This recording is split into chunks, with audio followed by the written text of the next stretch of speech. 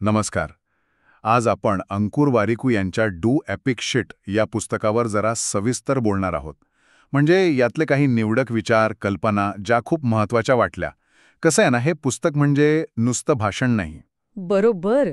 लहान लहान विचार आहेत, अनुभव आहेत. हो, आणि ते आपल्या रोजच्या आयुष्यात काम, नाती, आरोग्य, पैसा सगळीकडे लागू होतात. अगदी.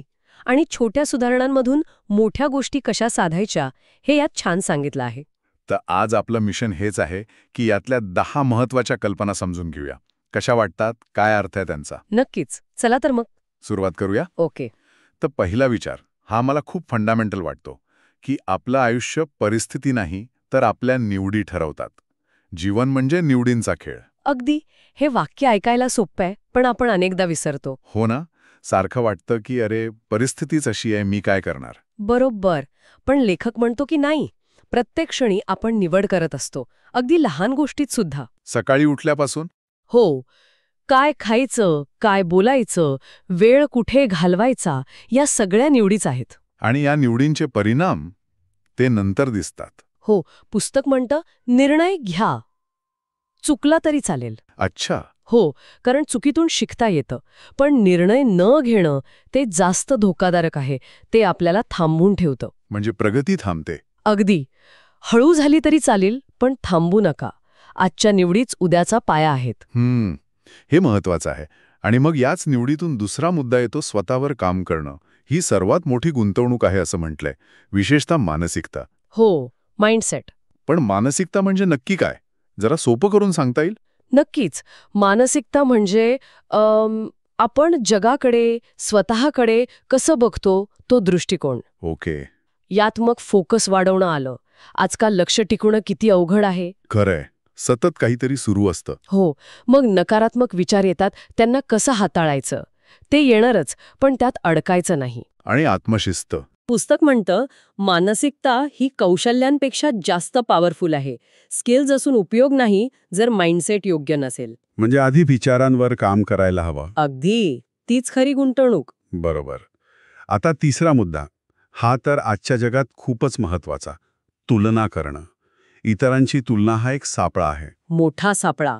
आपण सतत करत असतो नाही का, कळत न कळत. हो, विशेषतः सोशल मीडियावर. वाटतं अरे यांचं आयुष्य किती छान आहे. हां, पण ते खरं नसतं ना. ते फक्त सिलेक्टेड भाग असतो, एडिट केलेला. बरोबर.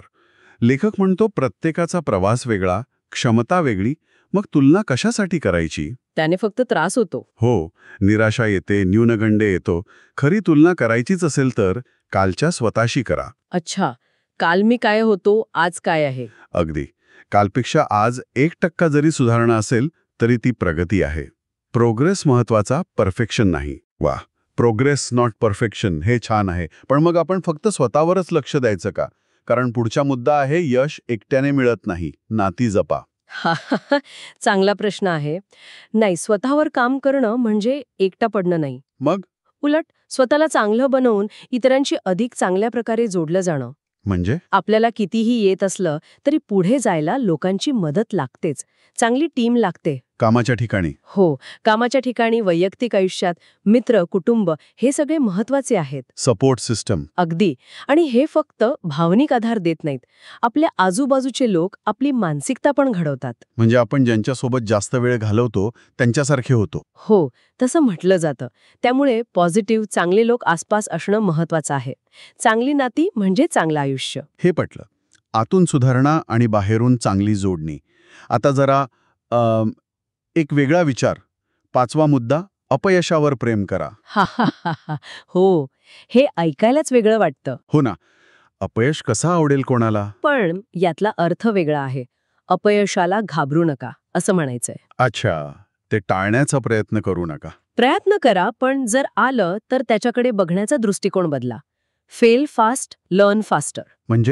म्हणजे लवकर अपयशी व्हा, पण त्यातून अजून लवकर शिका. नवीन काहीतरी करताना, रिस्क घेताना अपयश येऊ शकतं. हो, येतच. मग येऊ द्या, पण त्यातून शिका. तीच चूक परत करू नका.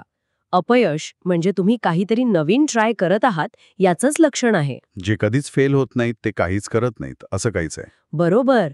एपिक लोक परफेक्ट नसतात, ते धाडसी असतात. जास्त प्रयत्न करतात, जास्त पडतात, पण प्रत्येक वेळी शिकतात. इतरांच्या चुकांमधून पण शिकावं का? हो, ते पण महत्वाचं. अपयशाला शिक्षक माना. अपयश एक शिक्षक.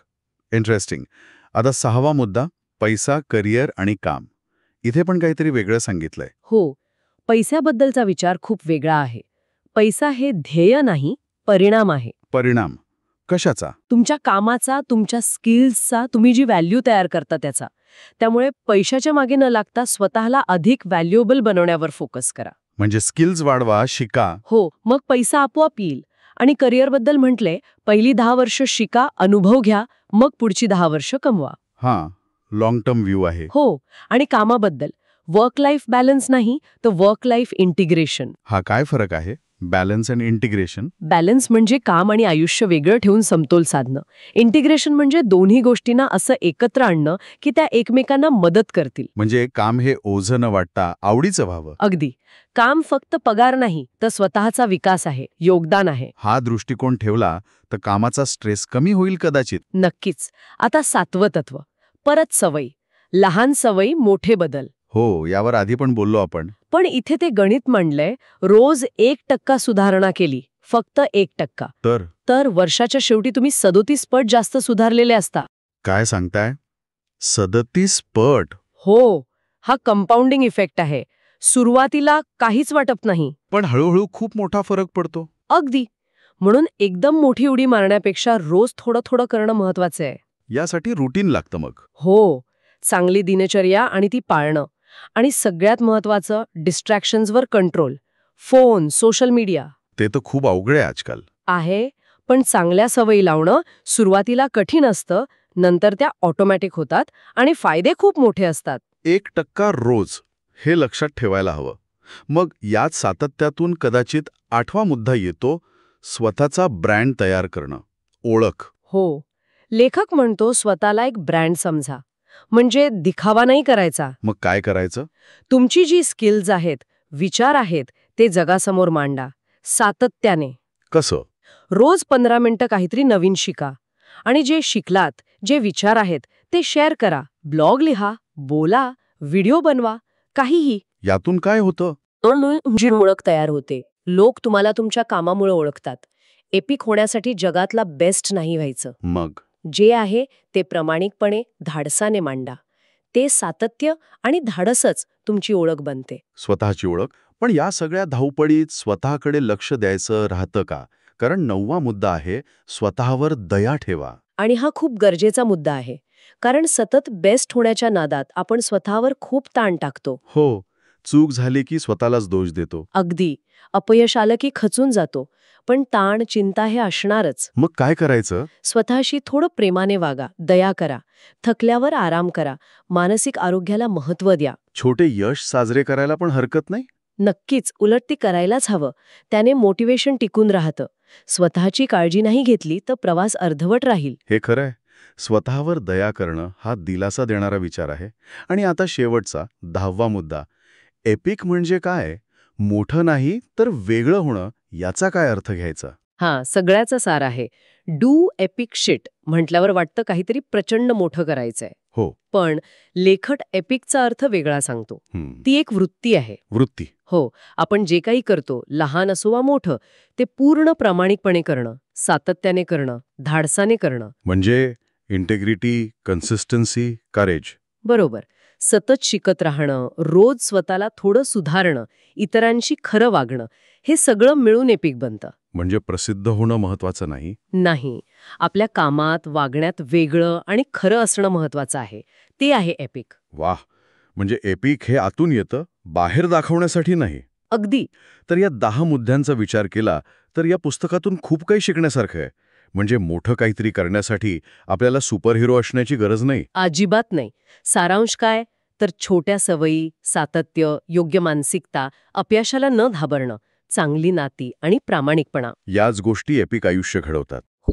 स्वप्न मोठी असावीत, पण तिथपर्यंतचा रोजचा प्रवास महत्वाचा आहे. ते रोजचं सातत्यपूर्ण काम, तेच खरं एपिक आहे. तर डू एपिक शिट मधले हे काही महत्वाचे विचार होते. ऐकणाऱ्यांना नक्कीच यातून काहीतरी विचार करायला मिळाला असेल. हो. आणि जाता जाता एक विचार सोडून जाते. जर एपिक होणं म्हणजे सातत्य आणि धाडस असेल तर आज अशी कोणती एक छोटीशी अगदी लहान पण धाडसी गोष्ट आपण करू शकतो जी ह्या प्रवासाची सुरुवात असेल. फक्त एक छोटी कृती आज